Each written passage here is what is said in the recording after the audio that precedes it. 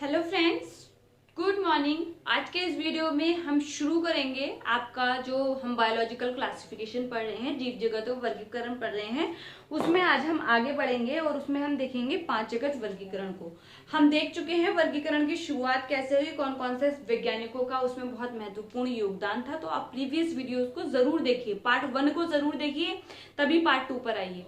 ज्यादा से ज्यादा अपनी इस वीडियोस को आप शेयर करेंगे अपनी एनसीईआरटी को पढ़ने के लिए। हम यहाँ पर कंप्लीट एनसीईआरटी करा के देंगे। बहुत जल्दी आपका 12th क्लास की बायोलॉजी हम शुरू करेंगे, तो आपने ज्यादा से ज्यादा शेयर करना है। जितना ज्यादा आप शेयर करेंगे आपको उसका बेनिफिट मिलेगा। आज हम क्या पढ़ने जा रहे हैं, 5 जगत वर्गीकरण को। देखिए, जीवों का वर्गीकरण जो आज हम पढ़ते हैं, जो लेटेस्ट अपनाया गया है वो कौन सा है, 5 जगत वर्गीकरण। इसको किसने दिया था, आर.एच. व्हिटेकर सर ने दिया था 1969 में। आर.एच. व्हिटेकर, ऐसे ही याद रखना है। देखिए, मैं आपको एक चीज सलाह देती हूँ, आप एनसीईआरटी हिंदी में पढ़ रहे हैं, बहुत अच्छी बात है। आपका कॉन्सेप्ट क्लियर होगा। यहाँ से कोई शायद दिक्कत कुछ वर्ड्स में समझने की होगी, तो हो सकता है आपको वो ठीक से समझ आए। लेकिन आपने कुछ तो टर्मिनोलॉजीज होती हैं जो आपने इंग्लिश में ही याद करनी है, मतलब अपने अभी से लर्न करना सीखना है। फिर आपने एक चीज देखनी है, वैज्ञानिकों के नाम आप कैसे भी लिख लो, हिंदी में लिख लो, इंग्लिश में लिख लो, बात एक ही है। तो आपने उसको देखना है कि आप इंग्लिश में ही उसको याद लिखें और उसको याद करें, वो ज्यादा आपको सिंपल लगेगा याद करना, ठीक है। तो देखिए, आपका 5 जगत वर्गीकरण किसने दिया, आर.एच. व्हिटेकर सर ने दिया। इन्होंने क्या किया, आपका जो पूरा जो जीव जो है जगत है, जीव जगत जो हमने पढ़ा है, उसमें इतनी सारी विभिन्नता है, इतनी सारी बायोडाइवर्सिटी है। संपूर्ण जीव को इन्होंने 5 जगतों में वर्गीकरण कर दिया। 5 जगत कौन कौन से थे, आपका मोनेरा, प्रोटिस्टा, आपका कवक, पादप और जंतु। 5 जगत वर्गीकरण जो है आज हम उसको पढ़ते हैं, और यही इस समय जब हम पढ़ रहे हैं 2020 में, तो आपका यही है। आगे हो सकता है कि हम भविष्य में 6 जगत वर्गीकरण को भी देखें, लेकिन अभी आपने क्या पढ़ना है, 5 जगत वर्गीकरण। कौन कौन से जगत थे आपके, मोनेरा, मेरे साथ ही याद कर लेना है जिनको याद नहीं है, और जो सीधे 10th से 11th में आए हैं तो टेंशन लेने की जरूरत नहीं है, सब चीजें याद हो जाती हैं, कुछ भी नहीं रहता। जितना ज्यादा रिवीजन करेंगे उतना ज्यादा याद होगा, याद रिवीजन से ही याद होता है, तो रिवीजन ज्यादा से ज्यादा करना है, ठीक है। ये क्या है आपका पादप, और फिर आता है आपका जंतु। 5 जगत। अब देखिए, अब इनको 5 जीवों को देखिए, कुछ लक्षणों के आधार पर इन्होंने 5 जगतों में रखा हुआ होगा। हम पढ़ रहे थे कि 2 जगत वर्गीकरण बहुत लंबे समय तक चला, लेकिन उसमें कुछ कमियां थी, जो कि मतलब एक कोशिकीय और बहुकोशिकीय जीवों को एक साथ रख दिया गया, जो कि गलत है। एक कोशिकीय तो बहुत अलग हो गए, बहुकोशिकीय बहुत अलग हो गए। वो सिंपल सरल जीव है, और आपका क्या है, वो क्या है, बहुत जटिल जीव है। उनकी क्रियाशैली अलग है और उनकी अलग है, ये हम समझते हैं इस चीज को। फिर आता है प्रोकैरियोटिक और यूकैरियोटिक। उन्होंने प्रोकैरियोटिक और यूकैरियोटिक को भी एक साथ रख दिया, जो कि बिल्कुल ही गलत है। प्रोकैरियोटिक तो सबसे प्राचीनतम जो सेल्स हैं, कोशिकाएं हैं, वो है, उनमें क्या होता है, विकसित प्रकार का केंद्रक नहीं होता। जबकि यूकैरियोटिक में आपको विकसित प्रकार का केंद्रक मिलेगा, और ये क्या होती है, वेल डेवलप्ड, अच्छी तरीके से विकसित कोशिकाएं हैं। हम भी क्या है, यूकैरियोटिक कोशिकाओं से बने क्या है, जीव हैं, जंतु हैं। समझ में आई। आप समझिए, जो 5 जगत वर्गीकरण आया, उसके ड्रॉबैक्स को देखते हुए जो आपका आर.एच. व्हिटेकर सर ने था, जीवों को 5 जगत में वर्गीकरण कर दिया। अब कुछ क्राइटेरिया इन्होंने लिया, जो आपने अपनी एनसीईआरटी के अकॉर्डिंग देखना है। 5 जगत वर्गीकरण में जीवों को रखने के लिए उन्होंने सबसे पहले देखा कोशिका का प्रकार। कोशिका का प्रकार क्या है। अब देखिए, कोशिकीय संगठन, आप देखिए प्रोकैरियोटिक, एक हम टेबल सा बना लेते हैं। हाँ, आपने मेरे साथ ही याद करना है, बात के लिए नहीं रखना है, तो मेरे साथ ही याद करेंगे।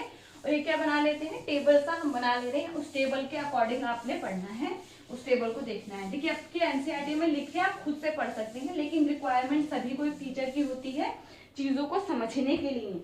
हमें भी पढ़ी, आपको भी पड़ेगी, आने वाले टाइम में आने वाले बच्चों को भी पड़ेगी। तो देखिए, आप पहला जगत कौन सा है, आपका मोनेरा है, दिखाई दे रहा है सबको। पहला जगत है आपका मोनेरा। मोनेरा में कोशिका का प्रकार, कोशिका का प्रकार अगर हम देखें, कोशिका का प्रकार, कोशिका का प्रकार कैसा होगा, यहाँ पर एक कोशिकीय, मतलब यहाँ पर सिर्फ एक कोशिकीय जीव होंगे जो आपके जगत मोनेरा के अंदर आते हैं। सबसे पहले तो देखिए, ये प्रोकैरियोटिक है। सारे जीव जो इस धरती पर प्रोकैरियोटिक प्रकार के हैं, वो किसके अंदर आते हैं, आपके मोनेरा जगत के अंदर आते हैं। जो सारे जीव आपके इस धरती पर हैं, जो किसके अंदर आते हैं, मोनेरा जगत के अंदर आते हैं। कोशिका का प्रकार क्या होगा आपका, प्रोकैरियोटिक होगा।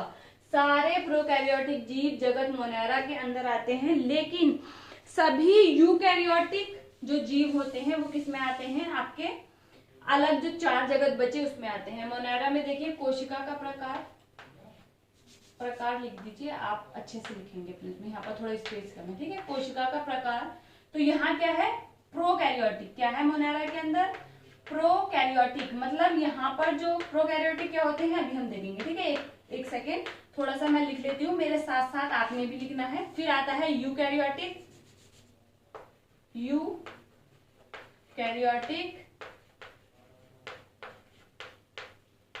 फिर क्या आएगा, यूकैरियोटिक, फिर से यूकैरियोटिक और फिर से यूकैरियोटिक। ये है आपका मोनेरा, ये है आपका प्रोटिस्टा, ये है आपका कवक मतलब फंजाई, एफ से लिख रही हूँ। यहाँ पे है आपका पादप मतलब प्लांट, पी, फिर आता है एनिमल, ठीक है। तो यहाँ पर यूकैरियोटिक यूकैरियोटिक यूकैरियोटिक। सिर्फ एकमात्र प्रोकैरियोटिक कोशिकाएं कहाँ हैं, आपके जगत मोनेरा के अंदर। आप समझिए प्रोकैरियोटिक और यूकैरियोटिक होता क्या है। कोशिकाएं 2 प्रकार की होती हैं, प्रोकैरियोटिक कोशिकाएं, यूकैरियोटिक कोशिकाएं। प्रोकैरियोटिक कोशिकाओं का मतलब ये है, प्रो का मतलब होता है प्रिमिटिव मतलब प्राचीनतम, आपका यूकैरियो का मतलब होता है न्यूक्लियस। कैरियो जहां भी वर्ड आता है उसका मतलब है आपका न्यूक्लियस। तो प्रो मतलब प्राचीनतम, कैरियो मतलब न्यूक्लियस। मतलब यहाँ पर जो केंद्रक है वो प्राचीनतम है, मतलब सबसे प्राचीनतम केंद्रक है आपका प्रोकैरियोटिक कोशिकाओं में। यहाँ पर केंद्रक, आपका जो केंद्रक होता है, आप समझिए केंद्रक माने कोशिका के अंदर ये है उसका केंद्रक। कोई भी कोशिका है उसका ये केंद्रक है। इसमें क्या होती है, ये केंद्रक झिल्ली से बाउंड होता है, केंद्रक झिल्ली से बंद होता है अंदर। लेकिन इन कोशिकाओं में केंद्रक झिल्ली अनुपस्थित होती है। केंद्रक झिल्ली जो होती है अनुपस्थित होती है यहाँ पर प्रोकैरियोटिक कोशिका में, ठीक है। फिर समझिए प्रोकैरियोटिक कोशिका में जो है एक आपकी केंद्रक के अंदर संरचना होती है गोल टाइप की, न्यूक्लियोलस, जिसको आप बोलते हैं केंद्रिका। ये आरएनए के निर्माण में हेल्प करते हैं, ये भी अनुपस्थित होगा, ठीक है। फिर आप समझिए एक चीज, डीएनए और आपका एक प्रोटीन मिलकर, जिसको आप हिस्टोन प्रोटीन बोलते हैं, वो बनाते हैं आपका क्रोमोसोम। जो आपके गुणसूत्र होते हैं क्रोमोसोम, इस संरचना को बनाते हैं। लेकिन आपका जो प्रोकैरियोटिक कोशिकाएं हैं उसके अंदर क्या होता है, प्रोटीन नहीं होती, जो कि हिस्टोन प्रोटीन है वो इसके अंदर अनुपस्थित होती है। तो प्रोकैरियोटिक कोशिकाएं समझ में आई। अब यूकैरियोटिक में समझिए, यूकैरियोटिक कोशिका में आपका केंद्रिका भी होगी, केंद्रक झिल्ली भी होगी, और आपका डीएनए और प्रोटीन दोनों होगा, जो कि संरचना बना रहे होंगे क्रोमोसोम। मतलब एक वेल डिफाइंड, अच्छी तरीके से विकसित जो केंद्रक होगा वो किसमें होता है, यूकैरियोटिक कोशिका में होता है, जबकि प्रोकैरियोटिक कोशिका में नहीं होता। आपने इसका एकमात्र उदाहरण अभी हम जगत मोनेरा को पढ़ेंगे, आप देखेंगे सारे जीवाणु जो होते हैं आपके किसमें आते हैं, जगत मोनेरा के अंदर आते हैं। तो समझ में आया। अब अपनी एनसीईआरटी में ही देखिए, फिर आता है आपका केंद्रक झिल्ली, जो मैंने आपको बताया, दूसरे जो इसका लक्षण लिया है इन्होंने, आधार जो लिया है केंद्रक झिल्ली। केंद्रक झिल्ली मैंने आपको बताया प्रोकैरियोटिक में नहीं होती है, केंद्रक में केंद्रक झिल्ली मतलब यहाँ पर अनुपस्थित, उपस्थित, उपस्थित, उपस्थित, उपस्थित। अभी मैंने आपको बताया प्रोकैरियोटिक कोशिका ही इसलिए बोल रहे हैं क्योंकि इसमें वेल डिफाइंड नहीं है, यहाँ पर जो केंद्रक होता है उसमें केंद्रक झिल्ली नहीं है, ठीक है, अनुपस्थित। आपकी एनसीईआरटी की टेबल है, ये मेरे साथ ही याद करनी है, ठीक है। फिर देखिए आता है कॉएक संरचना, मतलब आपका जो बॉडी है वो एक कोशिकीय है या फिर बहुकोशिकीय। तो यहाँ पर देखिए जो जगत मोनेरा के जो आपके जीव होते हैं वो क्या, कायिक संरचना, ये गठन कुछ भी लिख सकते हैं। तो यहाँ पर समझिए जो इनका शरीर है वो एक कोशिकीय होता है। कैसा होता है, एक कोशिकीय। ये बहुकोशिकीय नहीं होता, मतलब कोशिकाएं मिलकर संगठन में रहती हैं, समूह में हो सकती हैं, लेकिन ये क्या होती हैं, एक कोशिकीय होते हैं। प्रोकैरियोटिक, प्रोटिस्टा में आपने ध्यान रखना है, आपको पता है, देखिए प्रोकैरियोटिक आपने इसमें रख लिया, लेकिन वो जीव जो एक कोशिकीय हो और आपके क्या हो, यूकैरियोटिक सेल हो उनके पास, वो किस में आएंगे, प्रोटिस्टा में। वह जो बहुकोशिकीय हो और आपके क्या होगा, यूकैरियोटिक कोशिका होगी, वो है आपका फंजाई में, कवक में। फिर आता है पादप, पादप में भी क्या है, एक कोशिकीय है और क्या है आपका यूकैरियोटिक कोशिका है। यहाँ बहुकोशिकीय है और आपका यूकैरियोटिक कोशिका है, यहाँ पर भी बहुकोशिकीय यूकैरियोटिक कोशिका है। अब इनमें अलग क्या क्राइटेरिया थे वो हम आगे देखते हैं, ठीक है।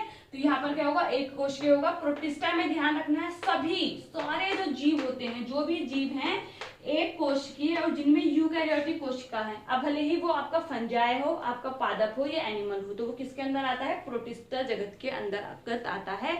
इसीलिए जो प्रोटिस्टा है उसको कूड़ेदान बोला जाता है। आपका कूड़ेदान क्यों बोला जाता है? इसलिए बोला जाता है क्योंकि इसका जो क्राइटेरिया है, जो इसकी लिमिट है, वो क्या है? सीमाएं निर्धारित नहीं है। क्योंकि यहाँ पर क्या है? सभी एक कोशिकीय और जिनमें यूकैरियोटिक प्रकार की सेल हो, कोशिका हो, किसमें आता है? प्रोटिस्टा के अंदर आता है। तो कोई भी कवक होगा तो वो भी इसके अंदर आएगा, पादप होगा वो भी इसके अंदर आएगा, एनिमल होगा वो भी इसके अंदर आएगा। इसलिए हम पढ़ते हैं जो आपका एनिमल प्रोटोजोआ होता है वो एक कोशिकीय हो, कहाँ आता है? प्रोटिस्टा में पढ़ते हैं। अच्छे से समझ आएगा जब हम एक एक को देखेंगे। यहाँ पर क्राइटेरिया देखिए कि 5 जगत को कैसे बांटा, ठीक है।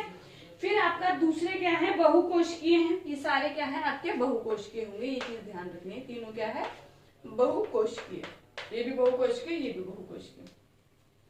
तीसरा जो आपका इन्होंने क्राइटेरिया लिया है, फिर आता है पोषण की विधि। आपसे एक क्वेश्चन पूछा जाता है, सबसे ज्यादा 5 जगत में अगर हम देखें, सबसे ज्यादा पोषण में विविधता किसमें देखी जाती है? तो आपने ध्यान रखना है मोनेरा जगत में देखी जाती है। पोषण की विधि क्या होगी? यहाँ पर देखिए ये स्वपोषी भी हो सकते हैं, ठीक है, और क्या है? परपोषी भी हो सकते हैं। अब स्वपोषी के होते हैं वो जीव जो अपना भोजन क्या है? खुद बना सकते हैं।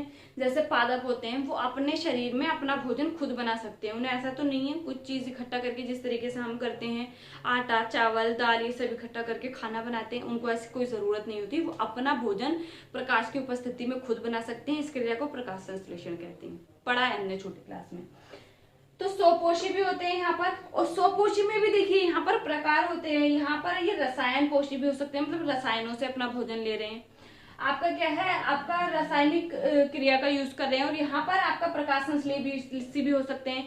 परपोषी वो होते हैं जो अपना भोजन दूसरे जीवों से लेते हैं, दूसरे जीवों पर निर्भर रहते हैं।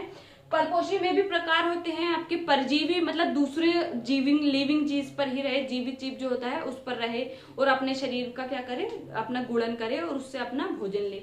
और मृतोपजीवी होता है जो सड़े गले पदार्थों से लेता है। तो ये भी अलग अलग प्रकार के होते हैं। तो सारे प्रकार आपको यहाँ पर देखने मिल जाएंगे। तो पोषण में सबसे अधिक विविधता देखी जाती है आपकी जगत मोनेरा के अंदर। ये चीज ध्यान रखनी है आपने।